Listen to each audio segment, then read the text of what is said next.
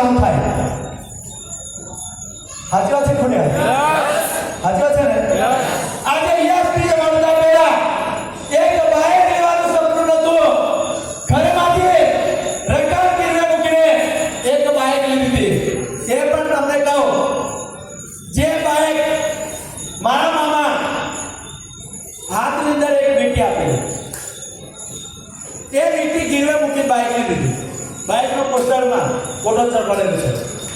જે બાઇક લીધા પછી 9 વર્ષ બાઇક ફેરવી, નવી બાઇક આવી ગઈ.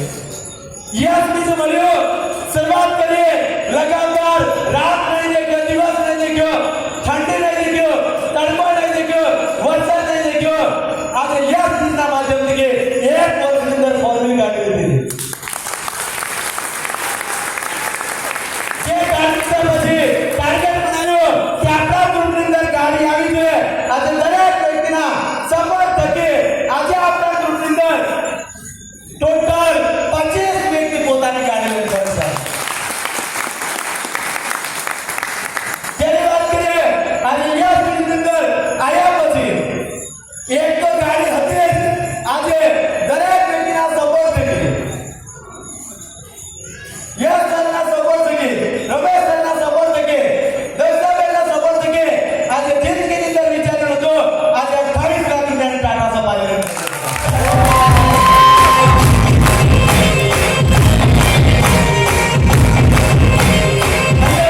જિંદગીની અંદર વિચાર્યું હતું કે ખરેખર પોતાના દમ પર મકાન બનાવવું.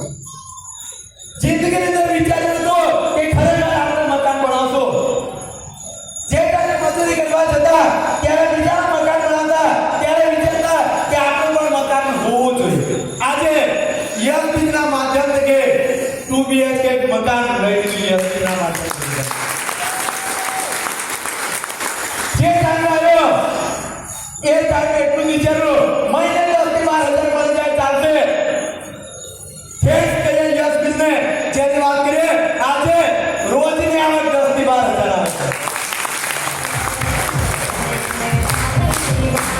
તો જબરદસ્ત આવો મોકો મળતો હોય તો કરવું છે કે નહીં કરવું છે? કરવું છે કે નહીં કરવું છે? કામ કરવું છે કે નહીં કરવું છે? કોઈ પાછા મારો વાળા કે ચાલશે ખરો, તારા ચાલવાની કેટલી તાકાત છે? યશપી ચાલે છે.